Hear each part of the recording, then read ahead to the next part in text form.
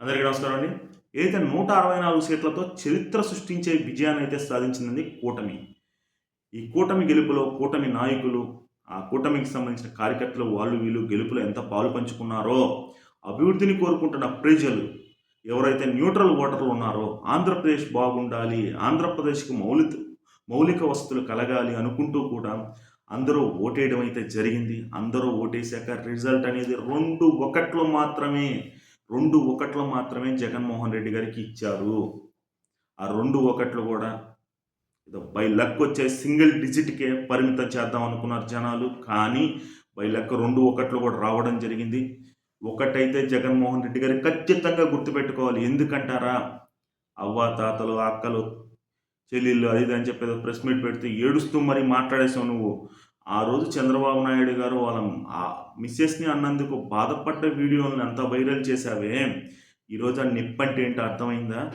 నువ్వు నీ అక్క, చెల్లి వీళ్ళందరూ అనుకుంటూ వాళ్ళకి 5,000, 10,000 ఇచ్చి వాళ్ళ దగ్గర నుంచి 20,000, 30,000 దొబ్బేస్తా ఉంటే ప్రతి నెల ఏం వాళ్ళకి అర్థం కాదా? జనాలు గొర్రెలు అనుకున్నావా జగన్మోహన్ రెడ్డి నువ్వు? జనాలు గొర్రెలు కాదు.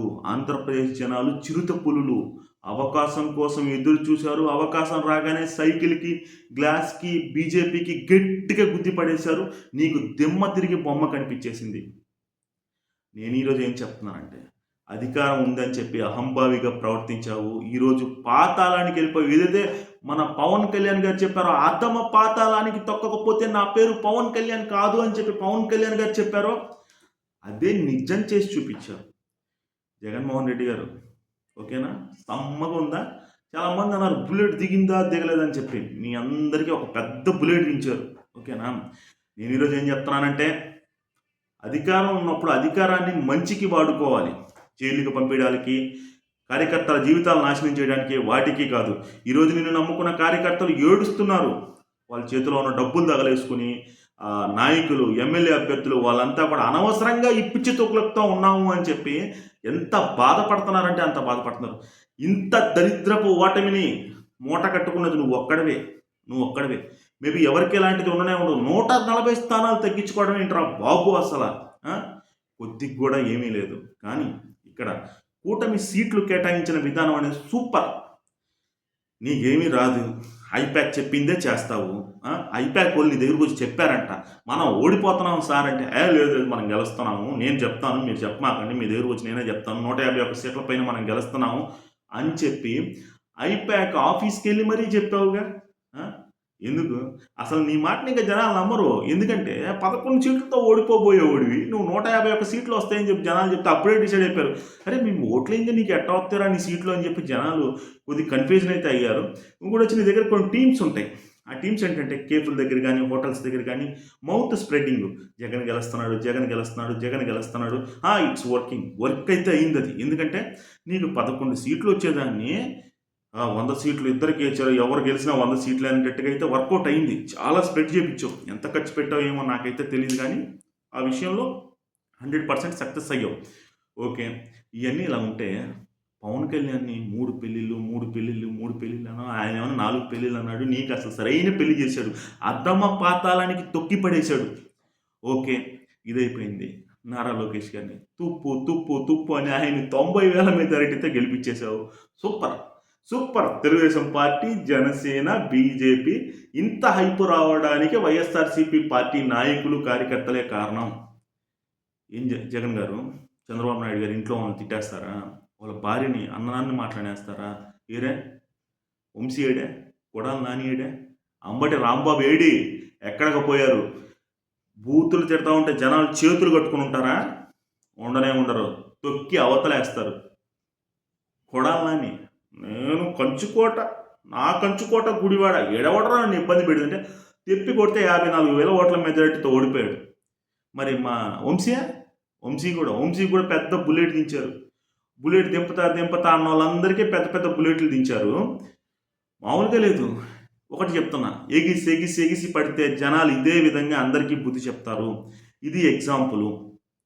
ఒకటి, అధికారాన్ని అంత పెద్ద ఎత్తులో వచ్చినప్పుడు మీరు కూడా అదే విధంగా మర్యాద కాపాడుకోవాలి. ఇప్పుడు తెలుగుదేశం పార్టీ వాళ్ళు కూడా 164 సీట్లు కూటమికి వచ్చాయి అంటే దాన్ని చాలా జాగ్రత్తగా కాపాడుకోవాలి.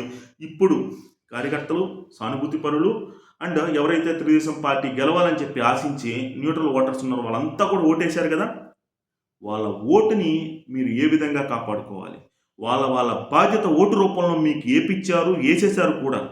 మీరు ఇక నుంచి నాయకులుగా వారి యోగక్షేమాలు కానీ, రాష్ట్ర యోగక్షేమాలను కానీ, రాష్ట్ర భవిష్యత్తు ఎలా ఉండాలి అని ఒక స్ట్రక్చర్ అనేది నిర్మించుకొని ఆ స్ట్రక్చర్ ద్వారా డెవలప్మెంట్ చేస్తూ, ఆ స్ట్రక్చర్ ద్వారా మిమ్మల్ని నమ్మి ఎవరైతే ఓటేశారో వాళ్ళకి ఉద్యోగ కల్పన చేస్తూ, అంతేగాని కక్ష సాధింపులు అవసరంలా. నన్ను అడిగితే కక్ష సాధింపులు నేను అవసరంలా. ఆల్రెడీ ఆంధ్రప్రదేశ్ ప్రజల జగన్ మీద కక్ష సాధించేశారు, 11 సీట్లకు పరిమితం చేశారు కాబట్టి కక్ష సాధింపు అవసరమే లేదు. ముఖ్యంగా డెవలప్మెంట్ మీద ఫోకస్ చేయండి. మీ నియోజకవర్గాల్లో ఏ సమస్యలు ఉన్నాయో అవన్నీ చంద్రబాబు నాయుడు గారి దృష్టికి తీసుకెళ్ళండి. ఆ దృష్టికి తీసుకెళ్ళిన సమస్యలు సక్సెస్ చేసి నిధులు విడుదల చేయించుకోండి, ఆ పనులు చేయించుకోండి. మిమ్మల్ని నమ్ముకున్న కార్యకర్తలకి మీకు తోచిన సహాయం అయితే చెయ్యండి. మిమ్మల్ని నమ్ముకున్న సానుభూతి పరులు ఓటర్లకి మీ దగ్గరికి ఏదైనా సమస్య అని వస్తే ఏదైతే సెకండ్ లీడర్కి అప్పచెప్పకుండా ఏదైతే ఎమ్మెల్యే అభ్యర్థులు, ఎమ్మెల్సీ అభ్యర్థులు వీళ్ళంతా ఉన్నారో వీళ్ళంతా వాళ్ళ పనులు దగ్గరుండి చెయ్యండి అని చెప్పి నేనైతే మనస్ఫూర్తిగా కోరుకుంటున్నా. ప్రజలకు ఎప్పుడైతే మనం దగ్గరగా ఉంటామో ఏ నాయకుడైనా సరే అతను వెళ్ళి ఓటు అడిగినప్పుడు అన్నా నా ఓటు నీకే అన్నా అని చెప్పి అనుకుంటాం. ఈరోజు జగన్మోహన్ రెడ్డి చెయ్యని పని అదే. ఏదైతే 5 సంవత్సరాలు ఇది మన పంచి ప్రభాకర్ పాపం ఉదయం లేస్తే జగన్ జగన్ జగన్ అని భజన చేసేవాడు. ఇప్పుడు ఏమంటున్నాడు, అరే బాబు నువ్వు తిరిగినంతసేపు తిరిగావు, తర్వాత వెళ్ళిపోయి తాడేపల్లి గూడెంలో గడేసి మరీ పడుకున్నావు, అసలు నీ సంగతి ఏంది, ఇల్లు దాటి బయటికి రావట్లేదు, నిన్ను నమ్ముకొని మేమంతా సంకనాగిపోయాం, మేం కేసులు పెట్టించుకోబోతున్నాం, అసలు ఏందిరా ఈ పరిస్థితి అని చెప్పి అందరూ అయితే ఏడవడం అయితే జరిగింది. రేపు నాకు తెలిసి ఈరోజు చాలామంది నాయకులు అయితే ప్రెస్ మీట్ పెట్టబోతున్నారు, వైఎస్ఆర్సీపీ పార్టీ నాయకులే పెట్టబోతున్నారు. ఎందుకంటే మా కర్మేంద్ర బాబు ఎట్ట కాల్చావు జగన్మోహన్ రెడ్డి, నిన్ను నమ్ముకున్న పాపానికి నడి సముద్రంలో వదిలేసి మరి వెళ్ళిపోయావు మమ్మల్ని అని చెప్పి ప్రెస్ మీట్ అయితే పెట్టబోతున్నారు. దీని అంతటికి ఒక పక్క జగన్మోహన్ రెడ్డి కారణమైతే ఇంకో పక్క సజ్జల రామకృష్ణారెడ్డిని ఎలా తిడుతున్నారంటే వైఎస్ఆర్సీపీ పార్టీలో ఎవరైతే ఇప్పటికీ పార్టీ అంటే ఓటింగ్ ఉంటుంది కాబట్టి ఆ ఓట్లు వేసిన వాళ్ళందరూ కూడా సజ్జల రామకృష్ణారెడ్డిని బండ బూతులు అయితే తిడుతున్నారు. ఓకే, ఇప్పుడు మెయిన్ సంగతి ఏంటంటే ఆంధ్రప్రదేశ్ 164 సీట్లతో కూటమికి అయితే పట్టాభిషేకం చేసింది. మార్పు అనేది మామూలుగా రాలా, చిన్న చితక మార్పు కాదు. 151 కన్నా 164 అనేది చాలా పెద్ద బాధ్యత. ఈ బాధ్యతని సక్రమంగా నిర్వర్తించాలి. ఇందులో ఖచ్చితంగా పవన్ కళ్యాణ్ గారిని మెచ్చుకోవాలి. తెలుగుదేశం పార్టీ కష్ట సమయాల్లో పవన్ కళ్యాణ్ అనే వ్యక్తి ముందుకు వచ్చి నేనున్నా మీకు, నేనున్నా లోకేష్ మనం కలిసి తిరగదాం, మనం కలిసి చేద్దాం, జగన్మోహన్ రెడ్డిని మళ్ళీ చెప్తున్నా పాతాళానికి తొక్కాలని తొక్కి పక్కన పడేశాడు పవన్ కళ్యాణ్. ఓకే, ఆ విషయంలో కూటమి సూపర్. ఏదైతే చేయాలనుకుందో అదైతే చేసింది. ఎవరిని ఎక్కడికి పంపించాలో అక్కడికి పంపించేసింది. నన్నేం పీకలేరు అన్న జగన్మోహన్ రెడ్డికి 11 ఈకలు మాత్రమే ఉంచి మిగతా అన్నీ పీకేశారు జనాలైతే. ఆ 11 ఈకలు కూడా ఉంటాయో ఉండవో నాకైతే తెలియదు. ఎందుకంటే అధికార పక్షానికి ఖచ్చితంగా సపోర్ట్ అనేది చేస్తారు. సపోర్ట్ చేసి ఎంతమంది వెళ్ళిపోతారో ఎంతమంది ఉంటారో నాకైతే అర్థం కావట్లేదు. బట్ మనమైతే ఇన్ ఫ్యూచర్ చూడాల్సిందే. జగన్మోహన్ రెడ్డి ప్రతిపక్ష హోదాని కూడా కోల్పోయి అసెంబ్లీలో అసలు ఏమి చేయబోతాడు. 23 మంది అన్నాడే ఒకప్పుడు చాలామంది వైఎస్ఆర్సీపీ పార్టీ నాయకులు. ఈరోజు 11 మందితో నువ్వేం చేయగలుగుతావు? 11 మందితో అసలు నువ్వు ఏమి చేయాలనుకుంటున్నావు అనేది నేను నిన్ను ఈరోజు సూటిగా ప్రశ్న అయితే అడుగుతున్నా. ఒకటైతే చెప్తున్నాను, నిజంగా చెప్తున్నానండి, ఏదైతే మ్యాజిక్ ఫిగర్ దాటినప్పుడు కూటమి ప్రతి ఒక్క టీడీపీ కార్యకర్త, టీడీపీ సానుభూతిపరుడు, టీడీపీకి ఓటేసి వైఎస్ఆర్సీపీ పార్టీ ద్వారా ఇబ్బంది పెట్టిన ప్రతి ఒక్కడు కూడా కళ్ళల్లో నీళ్లు తిరిగాయి. నేనైతే ఓపెన్గా చెప్తున్నాను, నాకు కూడా తిరిగాయి. ఎందుకంటే వైఎస్ఆర్సీపీ పార్టీ వల్ల నేను కూడా చాలా ఇబ్బందులు పడ్డాను. ఇలా ప్రతి ఒక్కరు కూడా ఇబ్బంది పడ్డోళ్ళు ఖచ్చితంగా వాళ్ళ కళ్ళల్లో ఆనంద బాష్పాలు అయితే వచ్చి ఉంటాయండి. అలా ఆనంద బాష్పాలు వచ్చిన ప్రతి ఒక్కరు కూడా ఈ వీడియోకి కామెంట్ చేయాలని చెప్పి నేను కోరుకుంటున్నాను. ఒకటే చెప్తున్నా, ఫైనల్లీ 164 సీట్ల బాధ్యత అయితే జనాలు కూటమికి పెట్టారు.